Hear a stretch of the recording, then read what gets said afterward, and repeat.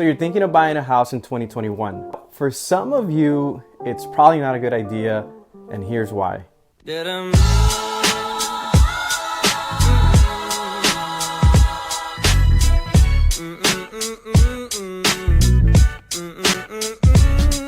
Hello, my name is Luis D. Perez. I am your local Southern California real estate expert. I'm here to equip you with all the real estate knowledge so you can avoid any nightmare scenarios. And make sure you smash that like button, that you share this video, that you comment down below, and make sure you also subscribe to my YouTube channel. All right, as a real estate agent, I get asked often, hey Luis, what do you think? Should I be buying right now? And I think it's a great question. I think everyone should be asking themselves, should I be buying right now? Because for some people, they shouldn't be buying. And I'm here to tell you why. I'm gonna give you 5 reasons why you shouldn't be buying in 2021. Do not buy if you do not have a good credit score. For the typical buyer, you're gonna wanna finance your house. You're gonna need a loan so you can buy the property, right? So in those cases, 99% of the time, you're gonna have to have good credit score, or what I call okay credit score.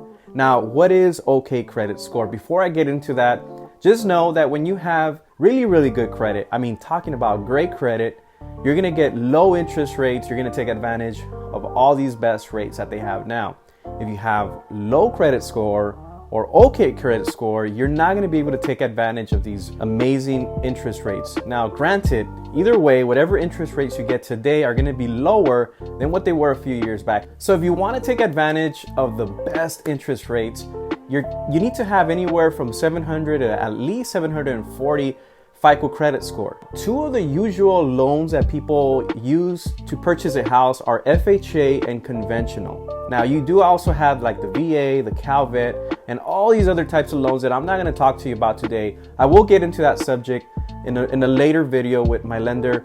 But for now, just know that if you're going to do FHA, you're going to have a credit score of at least 580, and you're talking about a 3.5% down payment. And a conventional loan is a little bit higher. It's a non-government loan, which you need to come in at least at a 620 credit score. Down payments are anywhere from 3, 5, 10, 15, or 20%. So if you have a credit score of below 500, it is not a good time for you to be buying right now. Number 2, do not buy if you do not have enough cash in your bank account. Okay, so one of the misconceptions is you need to have 20% down payment to buy a house.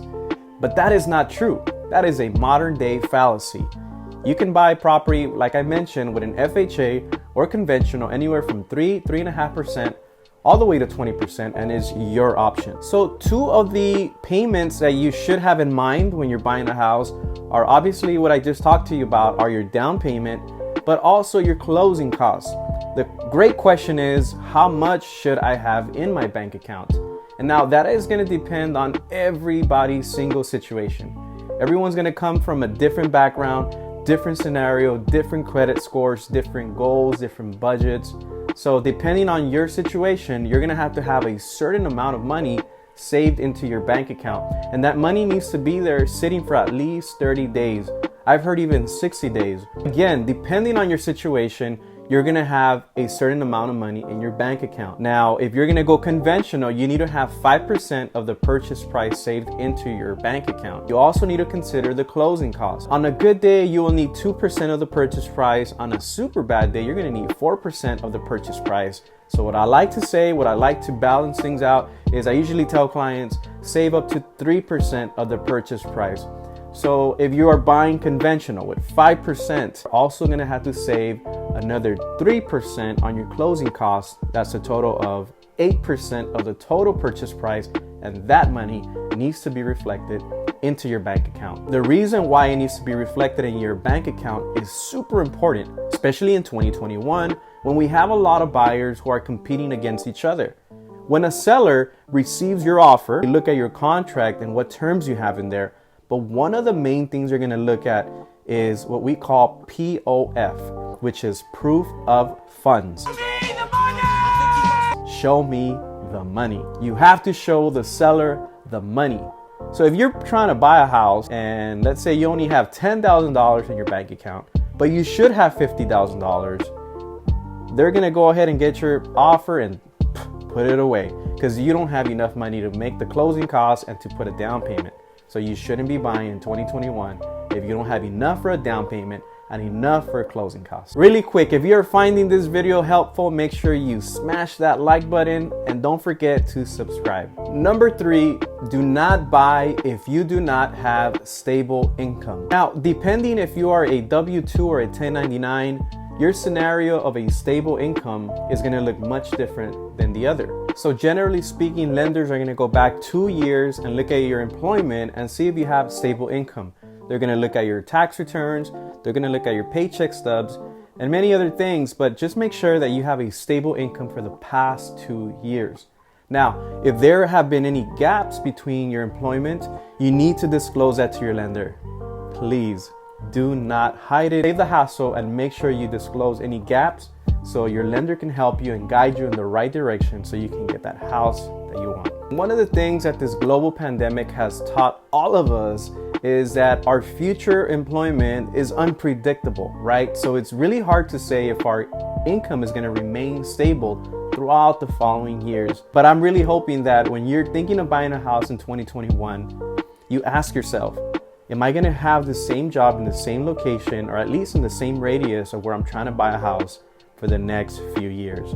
If you honestly can answer yes to that, you can buy in 2021. But if you are unsure, maybe you shouldn't be buying right. Number 4, do not buy if you only plan to live in your house for less than 5 years. If you are coming into 2021 buying a house to possibly just buy and then rent right away, then maybe this is not a good time for you to buy. In the last video, I talked about the housing crash of 2021, and my prediction remains the same.